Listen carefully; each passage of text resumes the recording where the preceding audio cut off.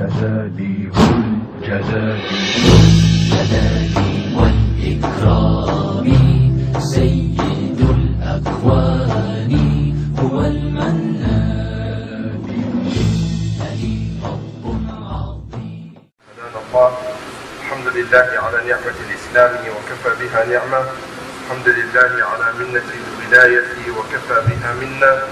وأشهد أن لا إله إلا الله وحده لا شريك له، وأشهد أن سيدنا وعظيمنا وحبيب قلوبنا النبي المؤيد والرسول المسدد والمصطفى الأمجد والمحمود الأحمد حبيب إله العالمين أبي القاسم محمد صلوات الله وسلامه عليه وعلى آل بيته الطيبين الطاهرين سفن النجاة الأعلام من ركب سفينتهم نجا ومن تخلف عنها هلك وغرق. ثم أما بعد. Respected brothers and sisters, Assalamu alaikum jami'an wa rahmatullahi wa barakatuh. Allow me again first and foremost to take this opportunity to offer my heartfelt condolences to Sahib al-Asr wa al-Zaman Ajjalallahu ta'ala farajahu al-Sharif on the martyrdom for the darba of Amir al-Mu'mineen salawatullahi wa salamu alayh, which marks indeed a very sad and sorrowful event for all Muslims regardless of their background, ethnicity or denominational affiliation. Having said that, allow me also to say that I would like to seek your permission to speak about Imam Ali for this night and for the 21st night, and then inshallah I will resume with my topic that I started with yesterday. When a person wants to speak about a personality such as the caliber of Amir al-Mu'mineen Ali ibn Abi Talib salawatullahi wa salamu alayh, one must always keep in mind one thing, and this is something I would like to share with you from the outset, and that is Amir al-Mu'mineen should never be used as a token for separation among Muslims. For Amir al-Mu'mineen is not for one group of Muslims, nor is he or does he belong to one denominational or school of thought of Muslims. In fact, Amir al-Mu'mineen is not the exclusive property of the school of Ahlul Bayt salamullahi alayhi. And he is not the exclusive property of Muslims. For Amir al-Mu'mineen is the property of the world. And the whole world should understand and appreciate Amir al-Mu'mineen Ali ibn Abi Talib salawatullahi wa salamuhu alayhi. And the reason for that is that great personalities, when you study their life, you find them in the exercise of their duty. They do not discriminate on the basis of what area or what faith they belong to.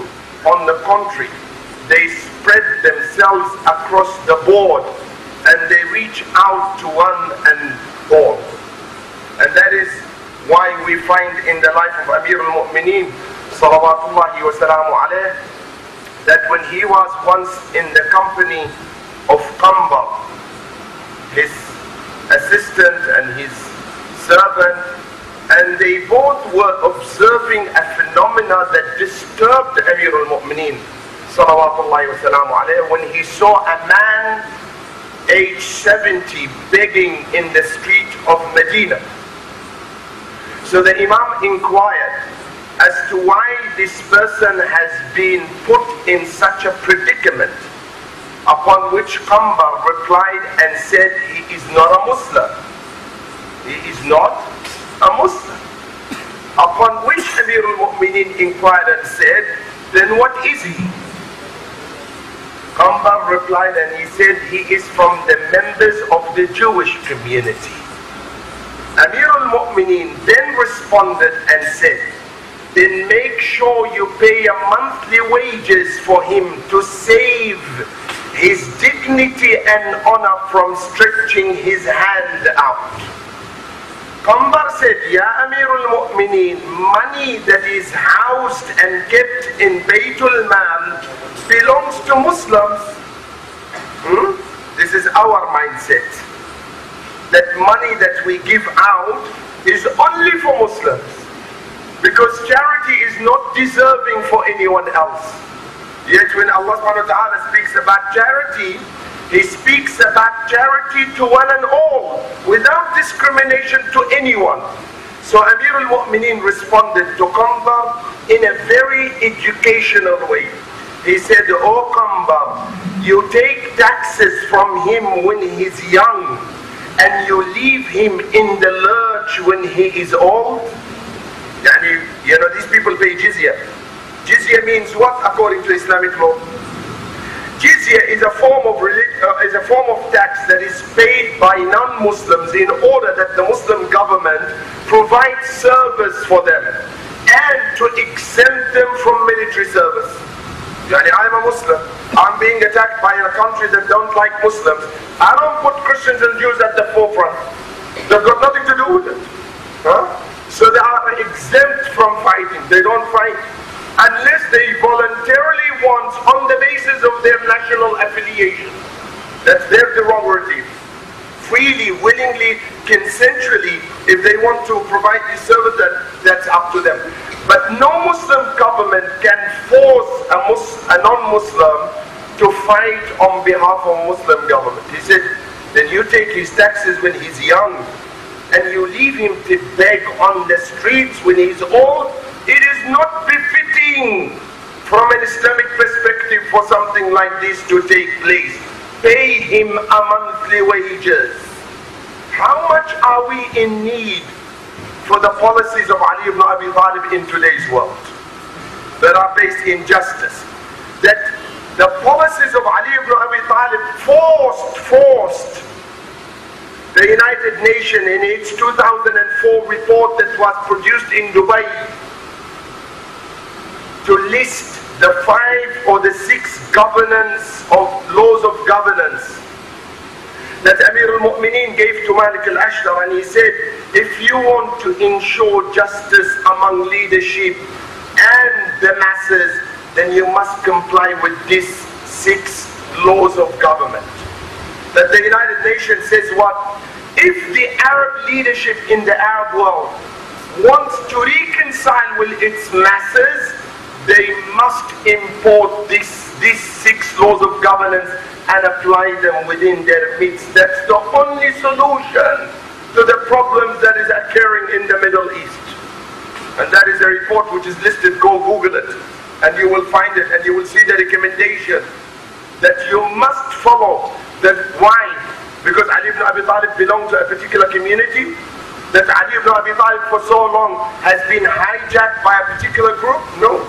Ali ibn Abi Talib is the property and the divine given property of every human being on earth.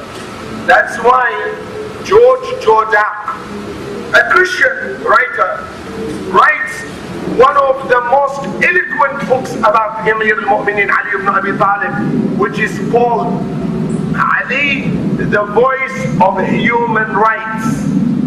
Salawatullahi wa salamu alayhi. I quote what this man says in regard to Ali ibn Abi Talib. He says, have you heard about any kind among the kings? Have you heard about any king among the kings of the world who had the wealth and resources at his disposal, which no other ruler could get, and then too he chooses for himself a life of suffering and sorrows, though he belongs to the noblest of all the clans, and his genealogy was accepted as the most pious among the world. Yet he chooses to live among the very ordinary. And he explains and exclaims himself, should people say Amir al-Mu'mineen Ali ibn Abi Talib lives a life of luxury while there are subjects in his government that cannot afford a meal a day? It is not befitting for Ali ibn Abi Talib to escalate his rank to a position simply so that people will say Amir al-Mu'mineen came and Amir al-Mu'mineen went. He says, no, I must equate myself with the rest of the community unless until the rest of the community is in a position to find itself 3 meals a day, then Ali ibn Abi Talib will eat 3 meals a day. But as long as there is no one, or there is someone in the community that cannot afford this, then Ali ibn Abi Talib must equate himself to these people. In Siffin, Ali ibn Abi Talib is seen eating dry bread. So one of his, soldiers wants to emulate Ali ibn Abi Talib. So he goes and he brings some dry bread and he begins to eat dry bread. So Amir al-Mu'mineen says, is there white bread in the camp? He says, yes, go and eat white bread. Ajib. That man says, but you are eating brown bread. And by the way, according to the dietitian, these days brown bread is better than white bread. But anyway, so you are eating brown dry bread. Why are you telling me to eat white bread? So Amir al-Mu'mineen says, because I am in a position of leadership, I have to equate myself with those who are the most less fortunate in my community. But as far as you are concerned, enjoy life. Enjoy it. Enjoy it until I sustain my community and bring them to a level where they become standard in their in their needs of everyday life. So Amir al-Mu'mineen was trying to eliminate the class system. Amir al-Mu'mineen was trying to eliminate poverty. Amir al-Mu'mineen is the one that his words echo 1400 years ago until now in the ears of every poor person, in which he says, if poverty was a man, I would have called that man to combat in order to eliminate him, so that there will be no poverty in the world. And elimination of poverty is not something difficult, brothers and sisters. Small calculation of how poverty can be eliminated and you'll appreciate that it doesn't take the whole world economy around the world to resolve or to solve the problem of poverty. Muslims themselves, if they leave aside their hypocritical standards, they will be able to sustain the whole world. Take Hajj, for example. Each year we have 5.8 people performing Hajj on average. Among the 5.8 people performing Hajj, only 1.8 or 1.2 are performing Hajj for the first time, which is Hujjat al-Islam, right? How many left who are performing Hajj for the second time, the third time, or the fourth time, or the sixth time? 5 million, or 4.8 million, right? Because we have 5.8, 1.2, so we have about 4.8 million performing Hajj second or third time. Average cost of Hajj is how much? 5,000. Average cost of Hajj, 5,000. 5,000 times 4.8 million is how much? Vicinity of 50. How much? How much? 20 billion. $30 billion every year Muslims are wasting. I know I will be attacked. I know someone says, oh, what are you talking about Hajj, Habibi? You know what Hajj? Yes, I know, it's the washing machine where people go to wipe off their sins after they've done it throughout the year. Now the chance comes for a washing machine, right? But look what Imam al-Baqir says in his wasiyah to his community.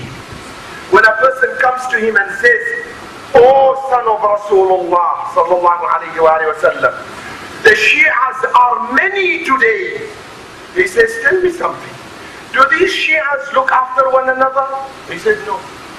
He said, does the healthy one among them visit the sick one among them? He said, no.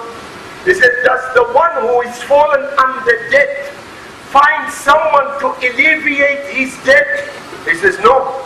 He says, does anyone among them when he feels that God has bestowed money among him, will go searching for the poor to give him part of his wealth? He says, no.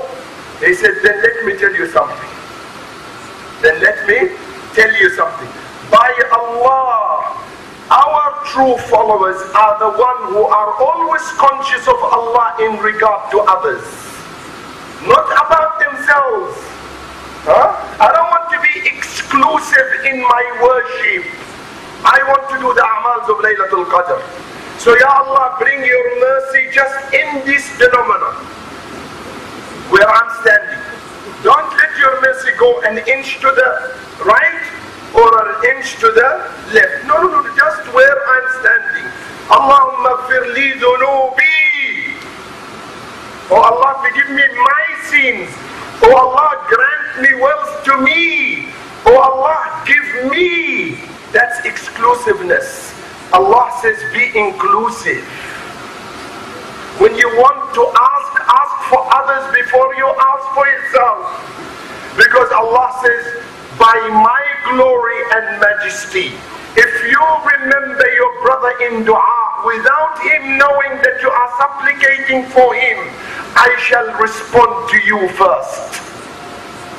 Because you are not more generous than I am, that you remember someone else and I forget you.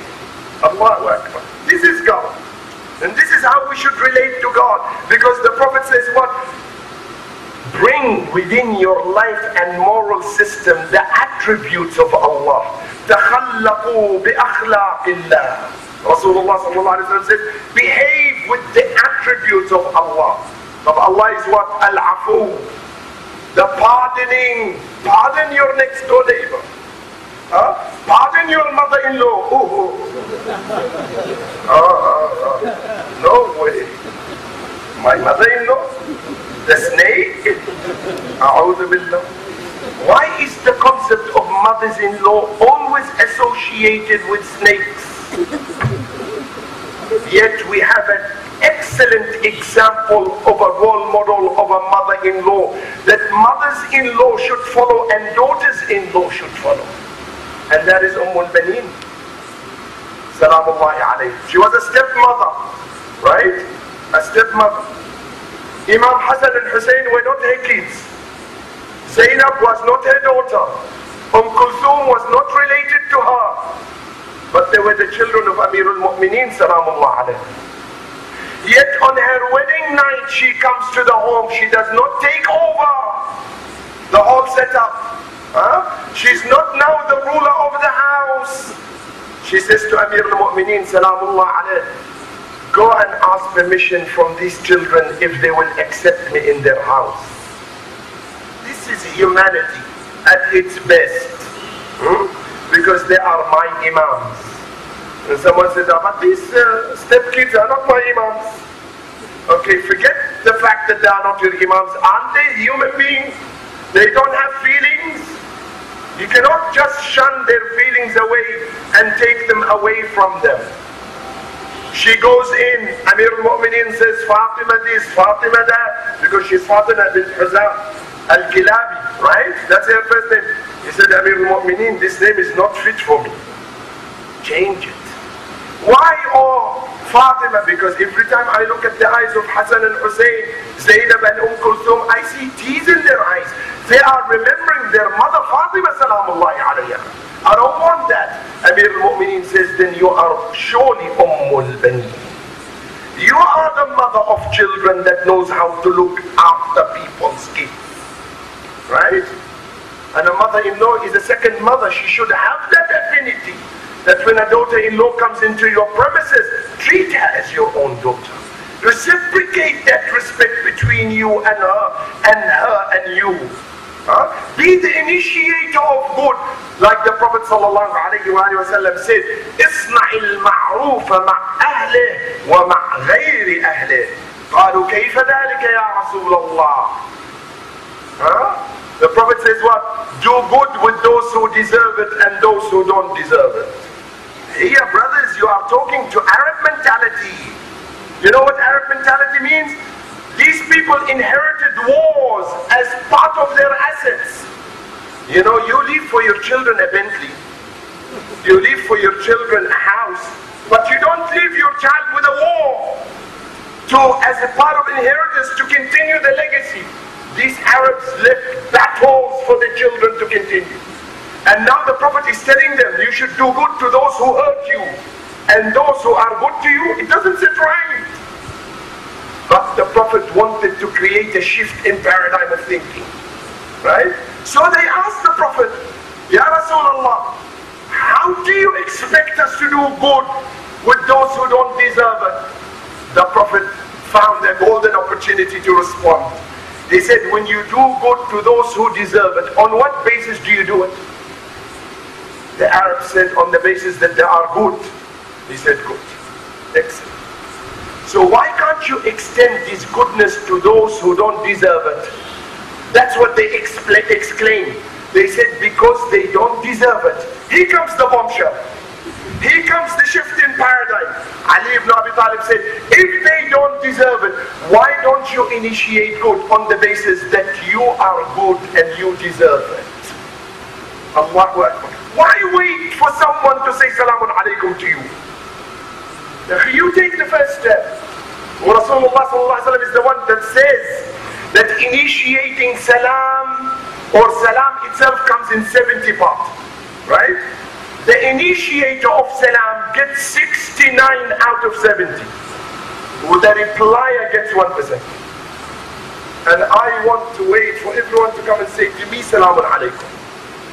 And you miss on 69 parts just because of my arrogance?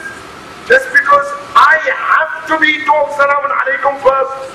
When Rasulullah sallallahu alayhi wa sallam used to walk in the streets of Medina, the word salam never used to leave his mouth. Whoever he would say, whoever he would see, he would initiate the salam first, even if there were kids playing in the streets of Medina. Right? Now, Muslims, sometimes we don't want to even say Salamun Alaikum to our wives, even to our kids. And we demand respect when respect should be given first. Right? How do I raise my kids? I want my kid to respect me. I have to respect him first. With a classical example of that is the practice of Rasulullah sallallahu alayhi wa sallam and Ahlul Bayt salamullahi alayhi. Tell me something. Why do you think Amir al-Mu'mineen, whenever he would see his daughter Fatima salamullahi alayha, he would take to his feet and stand up?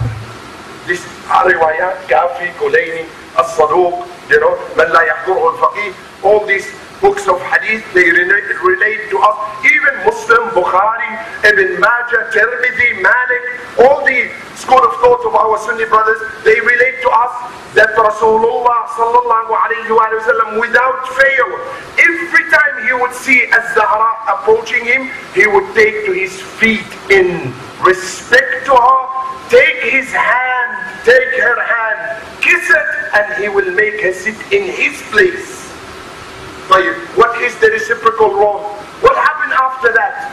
And every time Fatima would see her father coming, she would stand up, kiss his hand, and give him her seat in reciprocal agreement.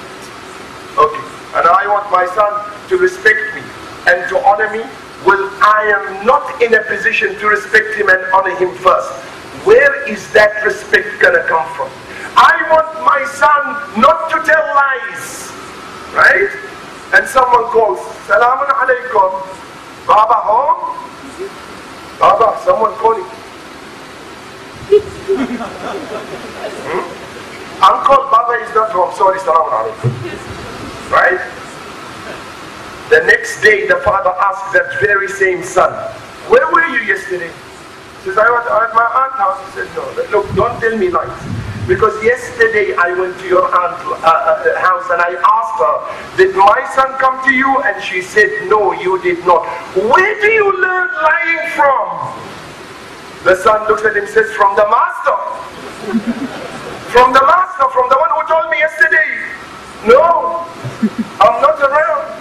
Or the ones that they don't want to lie, but they want their children to use what we call metaphorical lies. What is that metaphorical lies? When someone comes to the door and I am inside the house, point to a different position and say, Baba is not here, but he's inside. Ajib. What sort of lies is this? What sort of tricks are these?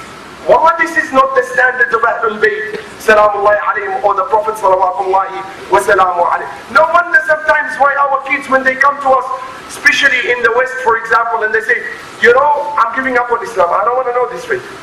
Why, Habibi? What bothers you? He says, I cannot stand the double standards of my parents. I cannot stand it. This is not an attack on anyone. Because if anything I'm saying, I'm addressing myself because I'm a parent. Right? Well, I'm a parent with a list of kids, mashallah. Alhamdulillah Rabbil Alamin. 6 daughters and 1 son. Yeah. So I have to administer within my own setup that example. I have to respect my daughters. I have to honor my son. I have to honor the ones that I share my life with. Amir al-Mu'mineen, Ahlul Bayt had excellent examples of how they reported to one another. Ali Zayn al-Abidin, salamullah alayh, once was with his servants. He had an orchard, Ali Zayn al-Abidin. He used to go to that orchard and he used to cultivate that orchard. One day, every now and then, these workers would mess up. They would slip.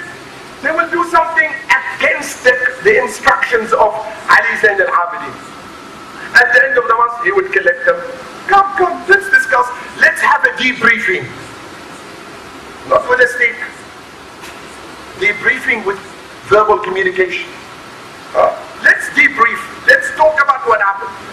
Didn't you do this on that and that day? Yes, Ibn Rasul, I did. He goes to the next servant or worker. Did you do this? Yes. Were my instructions so and so? Yes. Did you comply with my instruction? No, I didn't comply with your instruction. He would list everything and they will admit their mistakes. Look what Ali Zayn al-Abidin would do. He would say, okay, stand behind me. They stand in rows. This is a riwayah, authentic riwayah. They stand in rows.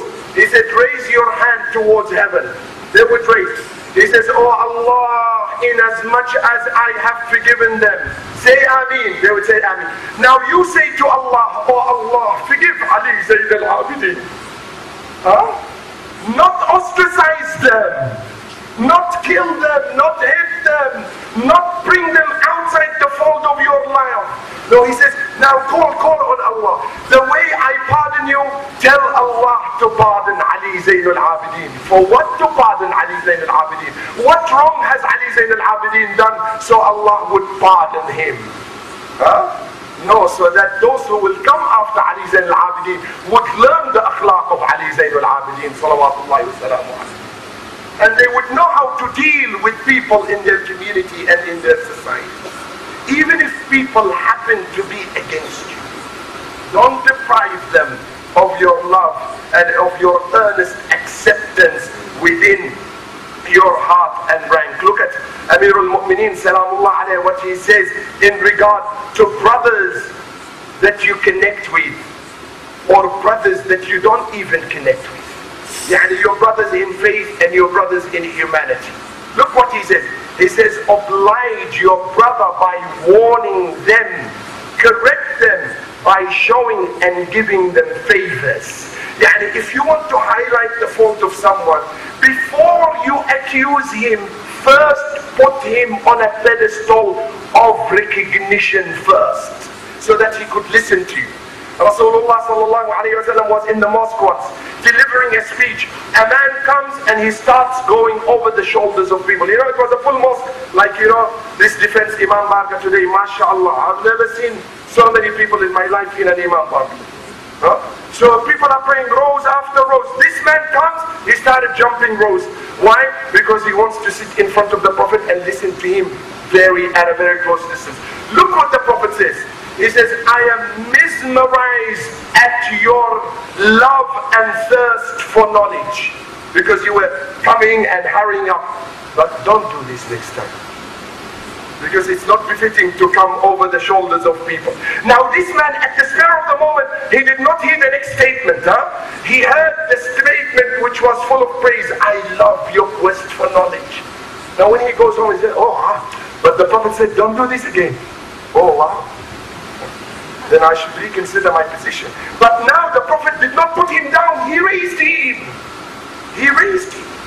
Amir al-Mu'mineen says, before you accuse your brother, solicit on his behalf 70 different excuses.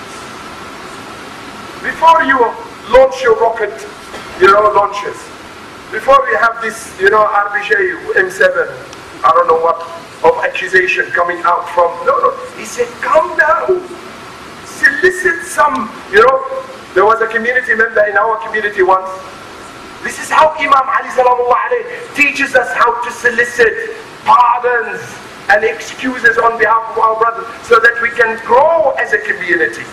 What he said, this community member, I know in person, is a friend of mine. One day another person comes and says, Sheikh, this friend of yours, Abu so-and-so, the father of so-and-so, Arabs call, they don't call people by their first name, they call Abu Muhammad, father of Muhammad, Abu Nawshad, for example, Abu Nazir, Abu Hussein, whatever. He said, yes, what's with Abu Hussein or Abu X? He said, yesterday he was seen coming out of a pub,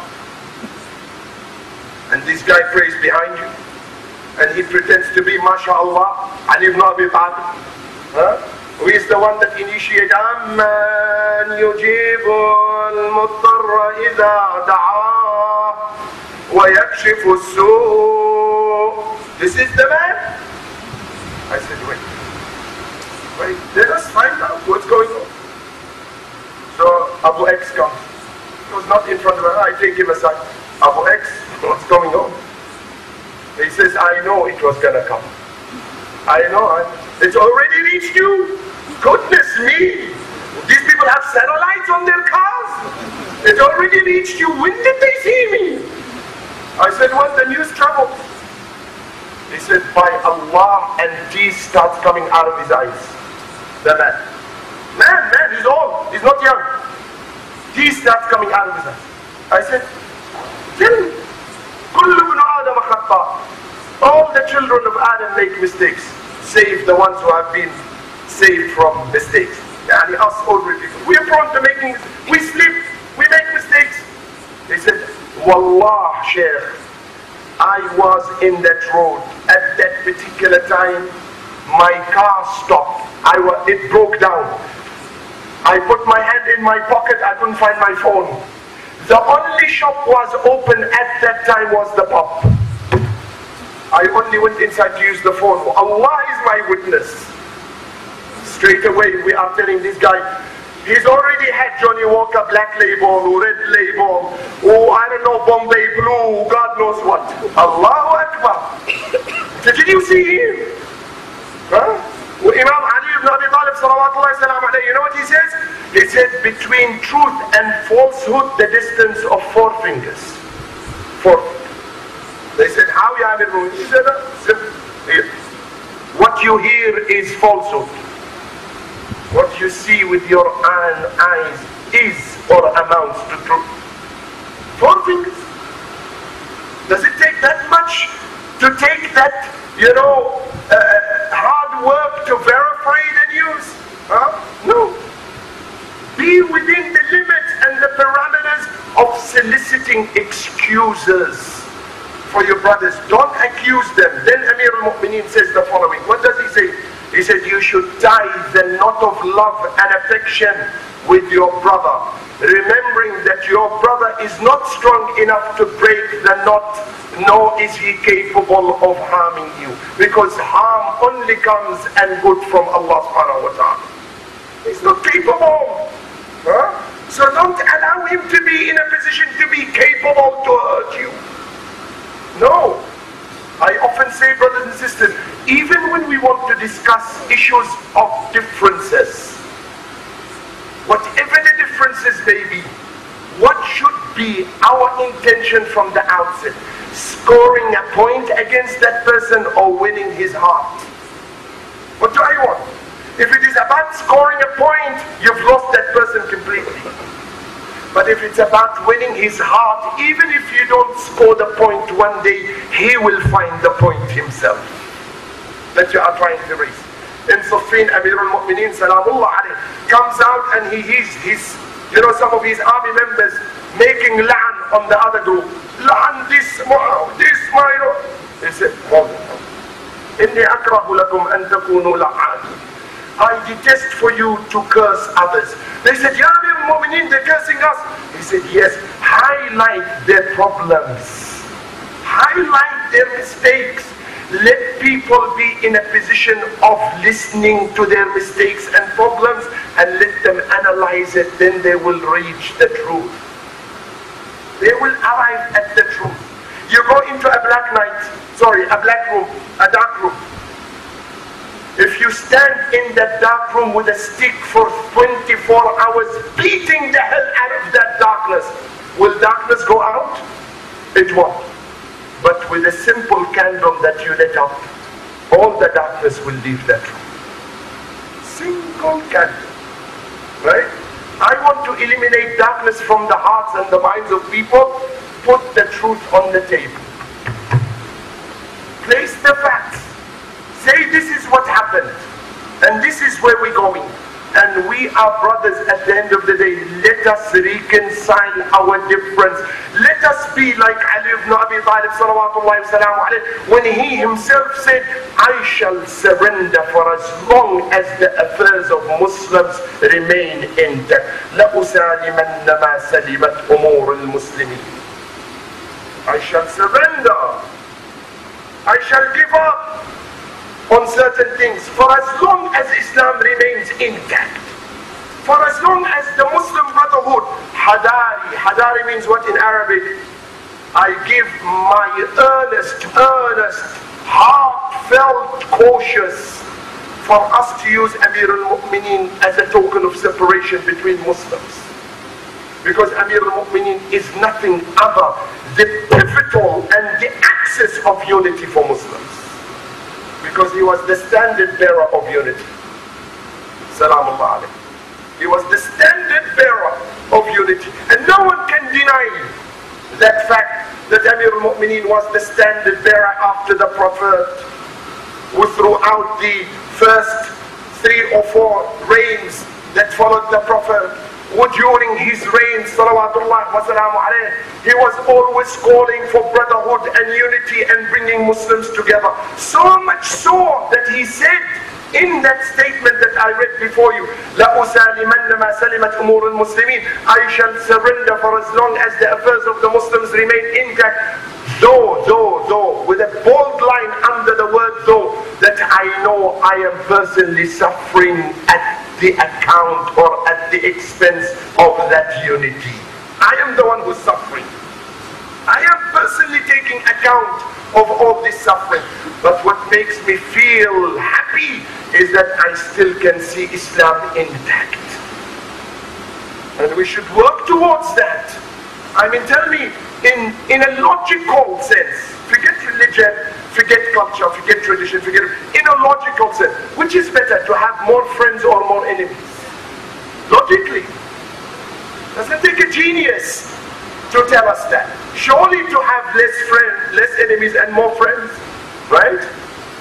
And the honest brothers and sisters, and I say that with utmost heart-to-heart communication. The onus on reaching out to anyone starts within us. We are the one that must reach out. We are the one that needs to go out and reach out to everyone and say, what's the matter with you people? We are one and the same. Let's differ, but let's differ with dignity. Let's differ, but let us differ with honesty. Let us differ, but let us differ with respect. People used to come to Ja'far al-Sadiq salawatullahi wa salamu alayhi, and they used to say, Abu Hanifa used to come in the majlis of Imam Ja'far al-Sadiq. He used to say, oh Imam, what do you say in this mas'ala? What do you say about this mas'ala?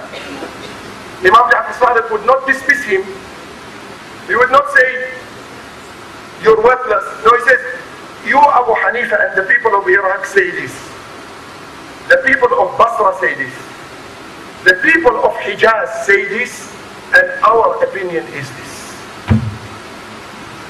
he highlights all the opinions, right? And then he says, our opinion is this. Now you tell me which is the truth and follow it. Huh? What would Abu Hanifa reply to Imam Ja'far al-Sadiq salawatullahi wa salamu alayhi? He would say, we have said in the past, and I shall repeat my statement now, that the most learned among the people is the one who is most learned among their various opinions. The one who knows. The one who knows about what others know, and what others believe, and what others are endowed with, so that when I speak to them, I know how to relate to what they are saying, and from what perspective and from what dimension they are talking. Don't forget, history, brothers and sisters, has messed up our brains. In as far as what happened to Muslims in the course of history, it has messed up our brains in regard to what happened. And don't forget, the campaign of fabrication during that, 1400 years ago was worse than Fox News. Worse. Do you think Fox News is something?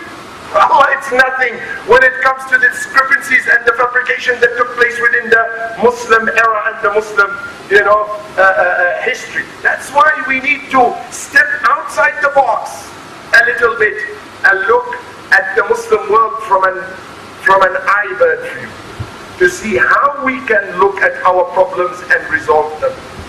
And Amir al-Mu'mineen salawatullahi salamu alayhi, till the last day he was fighting for this. He never gave up on his principles. He is the one who said, I shall never foster compromise on the basis of weakening my faith.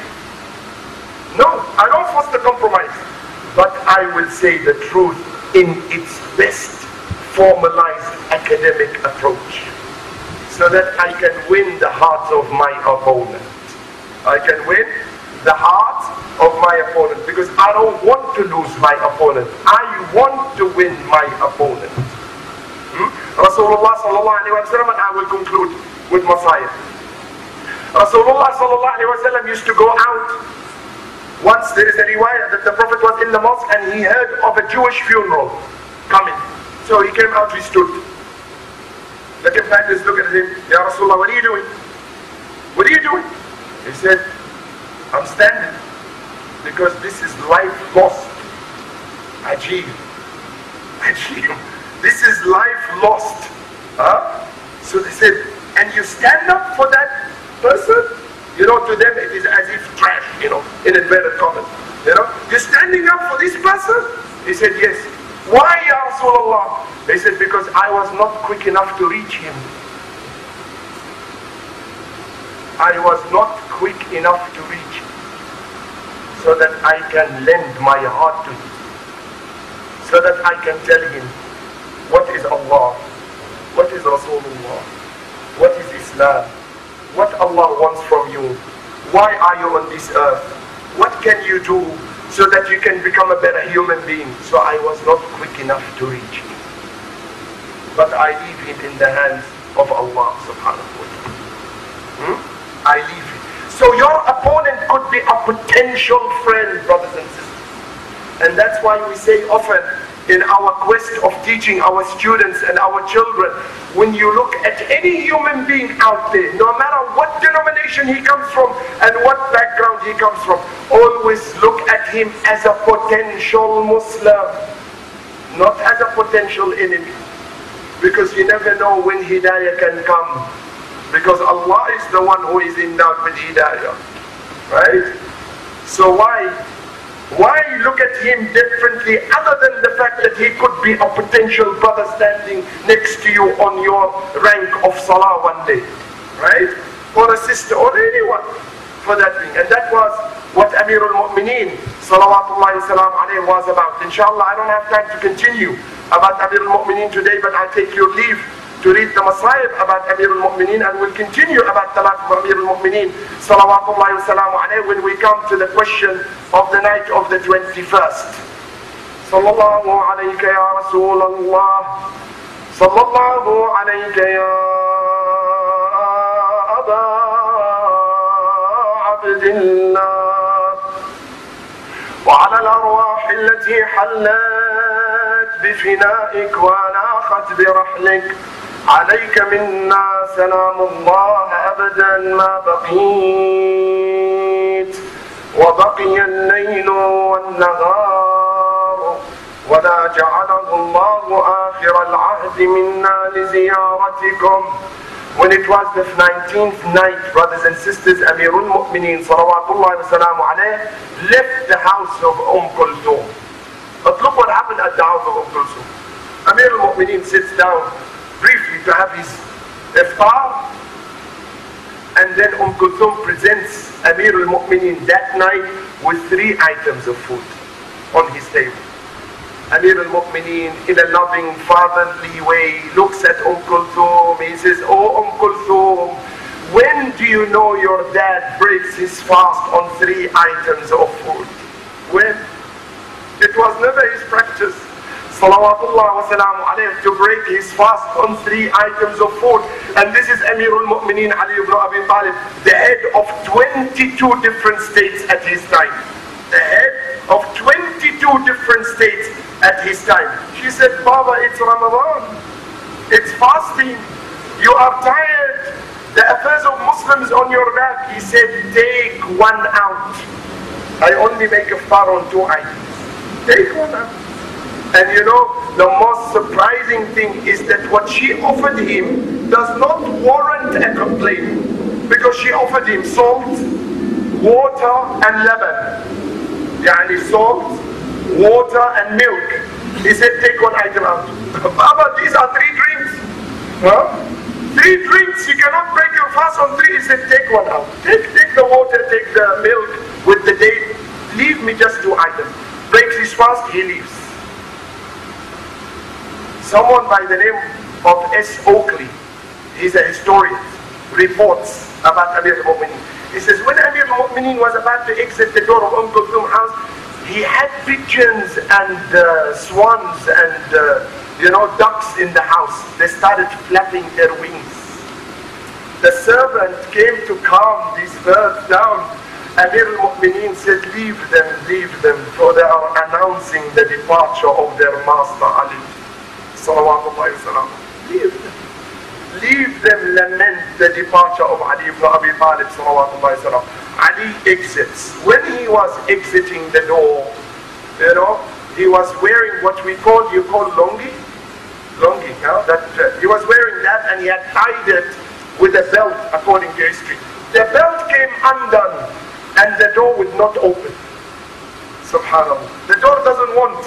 It is like the door knows that he doesn't want Ali ibn Abi Talib to leave that night, the night of the 19th. So he pulls the door ajar with a bit of force. The belt comes undone. Look what Amir al-Mu'mineen says. "Ushdud حيازمك للموت فإن الموت لاقيك." Tighten your belts, O Ali, for surely death is going to meet you. For if life one day gave you a smile, surely this very life will make you cry. There is no escape of death, O Ali. There is no escape. If one day you smile, one day you will cry. And Ali goes to the mosque. Surprisingly, that night Ali says to Hassan and Hussein, don't come out. Leave. Stay at home and pray your Fajr namaz at home. He goes, Ali ibn Abi Talib, finds his killer lying down on his stomach. This is the humanity of Ali ibn Abi Talib. He shakes him. He says, "Oh, Ibn Muljam, my beloved Prophet sallallahu alayhi wa sallam told me, sleeping on your stomach is not good. Either sleep on your right hand side, and that is the sleeping of a mu'min, or sleep on your back, and that is the type of sleeping of the Prophet, but don't sleep on your stomach." So he turns him. As a father turning his infant child, knowingly that he will soon kill Amir al-Mu'mineen Ali ibn Abi Talib, salawatullahi wa salam alayhi. offers his fajr and adhan, and then stands in the prayer, goes into his ruku' salawatullah wa salamuhu alayh, saying Subhana Rabbiyal Azim, Subhana Rabbiyal A'la wa bihamdih, praising the name of his Lord. While Ali was in sajda, Ibn Muljam takes out his sword, goes close to Amir al-Mu'mineen, strikes Amir al-Mu'mineen on his head.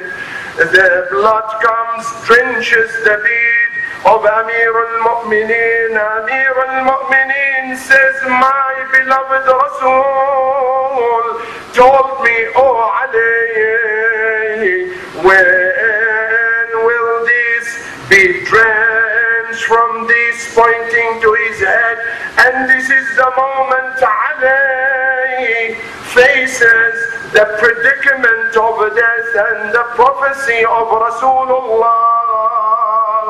Then he looks towards heaven, he cries out saying, by Allah, I have scored a great triumph. Fustu wa Rabbul Kaaba. But the question is, brothers and sisters, that Amir al-Mu'mineen gets transported home. He stays 3 nights in the laps of Hassan and his children. His children come to him, they comfort him, they are around him.